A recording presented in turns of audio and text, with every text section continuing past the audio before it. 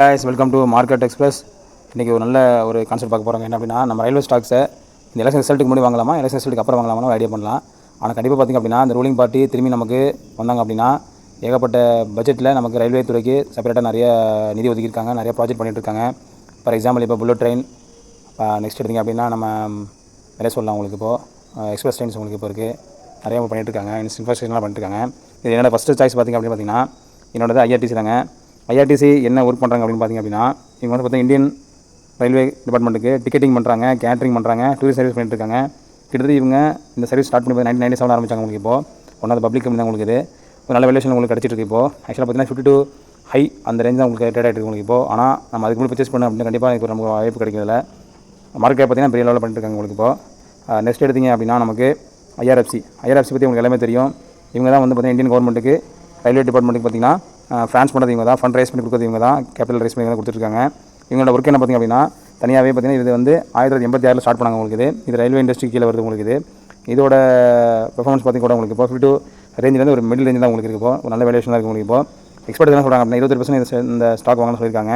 இதோட ஃபண்டமெண்டல் பார்த்திங்க அப்படின்னா கூட உங்களுக்கு மார்க்கெட் கேப் பார்த்தீங்கன்னா கிட்டத்தட்ட 2 கோடி அந்த ரேஞ்சில் இருக்குது உங்களுக்கு இப்போ. நல்ல ரேட்டாக பண்ணி கொடுத்துருக்காங்க உங்களுக்கு. நெக்ஸ்ட் எடுத்திங்க அப்படின்னு பார்த்தீங்கன்னா ரீட்டெயில் ரயில் கார்பரேஷன் சொல்லிட்டு ஒரு இதுங்க. இதுவும் பார்த்திங்க அப்படின்னா நம்ம இந்தியன் ரயிலோட ஒரு அங்கமாக தான் உங்களுக்கு வச்சுருக்கு. இப்போ இவங்களோட ஒர்க் என்ன பார்த்திங்க அப்படின்னா, நம்ம இந்தியன் ரயில்வே கம்பெனிக்கு ப்ராட்பேண்டு விபிஎன் சர்வீசஸ் எல்லாமே வந்து கொடுத்துருக்காங்க. இது பார்த்திங்கன்னா 2000 ஸ்டார்ட் ஆகிடுச்சு உங்களுக்கு இது. எங்களோட மெயின் ஒர்க் பார்த்திங்க அப்படின்னா ஓவராலாக நம்ம ரயில்வே துறைக்கு அரௌண்ட் பார்த்திங்கன்னா 61,000 ரூட்ஸுக்கு வந்து கிலோமீட்டருக்கு வந்து இவங்க ஸ்டேஷன்ஸ்க்கு வந்து இவங்க இது பண்ணிட்டுருக்காங்க. விபிஎன்னும் ப்ராட்பேண்ட் சர்வீஸ் பண்ணி கொடுத்துருக்காங்க. நெக்ஸ்ட் எடுத்திங்க அப்படின்னா ரிட்ஸ் தாங்க. ரிட்ஸ் பற்றி உங்களுக்கு எல்லாமே தெரியும். இதோட மெயின் ஒர்க் என்ன அப்படின்னு பார்த்தீங்கன்னா டெக்னிக்கல் அண்ட் எக்கனாமிக் சர்வீஸ் பண்ணி கொடுத்துருக்காங்க. Multidisciplinary engineering and consulting firm வந்து பண்ணி கொடுத்துருக்காங்க. Providing transport infrastructure and data technology பண்ணி கொடுத்துருக்காங்க. இவங்களோட மெயின் ஒர்க் பார்த்திங்க அப்படின்னா ஏ செக்ஷனில் வந்துட்டு உங்களுக்கு இப்போ இது வந்து 1974 வந்து உங்களுக்கு இந்த செக்டர் ஸ்டார்ட் பண்ணாங்க உங்களுக்கு இப்போ. நெக்ஸ்ட் எடுத்துக்கிட்டிங்கன்னா icon international.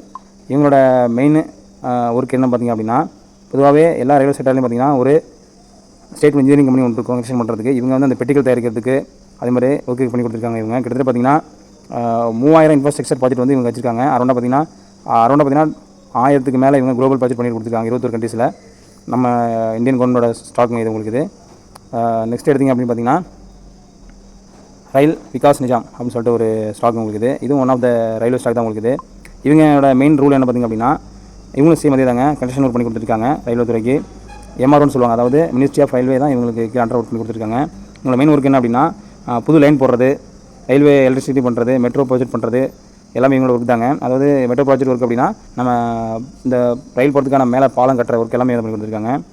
One of the best கம்பெனிங்க. எனக்கு தெரிஞ்சது பார்த்திங்கன்னா நீங்கள் எலெக்ஷன் முன்னாடி இந்த ஸ்டாக்ஸ் எல்லாம் நீங்கள் பர்ச்சேஸ் பண்ணிங்க அப்படின்னா கண்டிப்பாக உங்களுக்கு எலெக்ஷனுக்கு அப்புறம் நல்ல ரிசல்ட் கிடைக்கும் உங்களுக்கு. நான் செபி அட்வைஸ் கிடையாதுங்க, நல்ல செபி அட்வைஸ் கேட்டு கண்டிப்பாக இந்த ஸ்டாக்ஸ் நான் இன்வெஸ்ட் பண்ணலாம். உங்களுக்கு இந்த கான்செப்ட் பிடிச்சிருந்தா லைக் பண்ணுங்கள், நமக்கு சேனலுக்கு சப்போர்ட் பண்ணுங்கள். தேங்க்யூ மக்களே, தேங்க்யூ வெரி மச்.